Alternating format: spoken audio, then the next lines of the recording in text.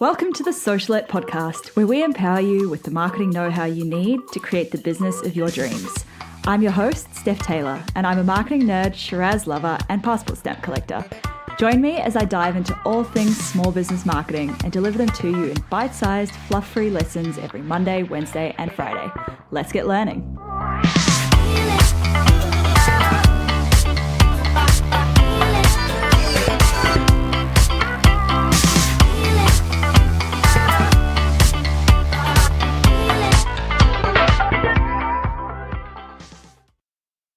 Hey, welcome to the Socialette podcast. This is episode 57.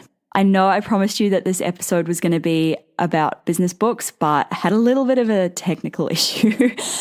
So just bear with me here. It is Monday. I am jet lagged, and yes, things don't always go to plan, especially with technology. Anyway, so today I'm looking at a question that so many people have been asking me lately, and that is it enough to just market my business through organic social media? Do I really need to be out there investing money in Facebook ads, Google AdWords, Pinterest promoted pins, all of the different things? Well, back a couple of years ago when I was ready and raring to launch my first business, I kind of jumped into it and assumed that the one thing that would grow my business would be organic Instagram. Back then, social media was the one thing that promised to market your business and grow it super quickly. And it did. A solid 2 months of pre-launch hype building, a ton of influencer marketing, and 12 months straight of posting 3 times a day saw the Instagram account for that business hit 23,000 followers within 12 months. The problem is, so many fresh-faced business owners are still getting into business thinking that Instagram or organic Facebook, they think that it's going to bring them the growth that they want. Long story short, organic social media should be just one part of your marketing arsenal. You can no longer rely on it alone to market your business. The free social media wins that businesses like my own enjoyed a few years ago, they don't exist anymore. Yes, there are some exceptions. There are some people who've grown a 7-figure business just off the back of Instagram, but I wouldn't count on being one of them anymore.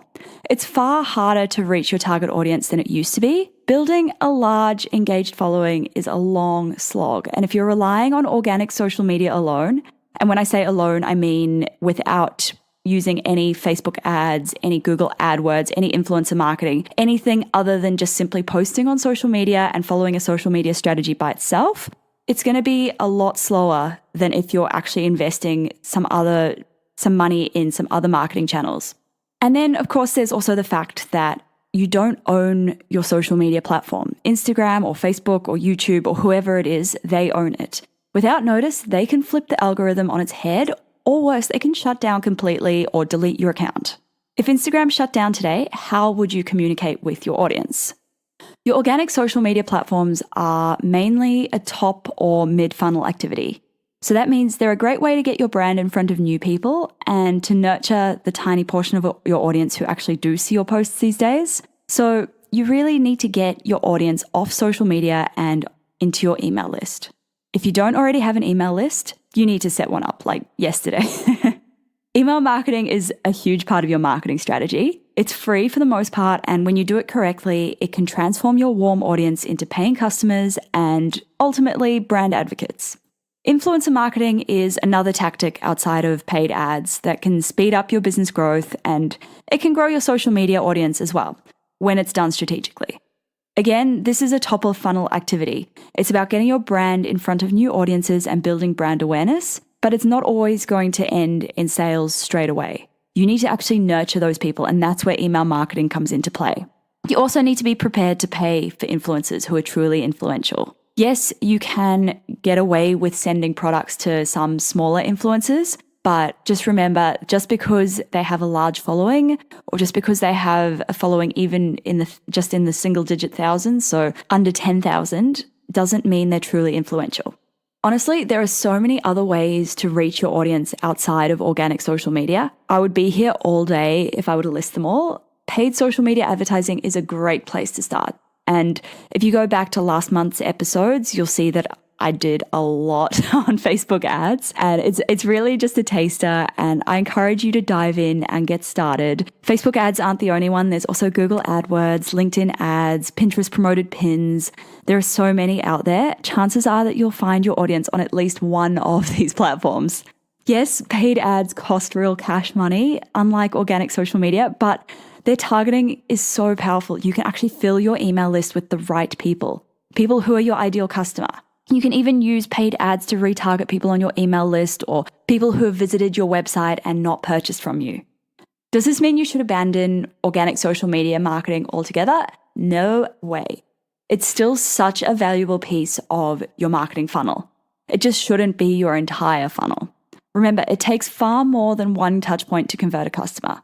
So think about other ways you can market your business and mind map them on a large piece of paper. Think about how these different methods interact with each other, and think about how you can leverage social media to amplify these. So, for example, say that you meet in inverted commas, a potential customer on social media, and you get them from Instagram onto your website or onto your email list. You can then use Facebook ads retargeting, or you can use email marketing or whatever to continue building trust with that potential customer, with the goal of eventually getting them to convert. We looked at this in a little bit more detail way back in the early days of this podcast in the episode about the buyer journey. So if you go way back, go through, listen to that episode. It's a full workshop on mapping out your buyer journey. So I highly recommend you go through and do the steps step by step. It'll take a lot of experimenting, but once you get your marketing funnel right, your business will start ticking along like a well-oiled machine. So definitely give it a go. If you want to start running paid ads on the right foot, head to stephtaylor.co/57 to download my free Facebook ads cheat sheet, 10 tactics to transform your Facebook ads. That's it for this episode. The next episode will be about business books, so make sure you're subscribed so you don't miss that one. And if you haven't left a rating or a review on this podcast yet, I would love it if you please could. It means a lot to me when you do. That's it for this episode. Thanks so much for listening. Catch you next time.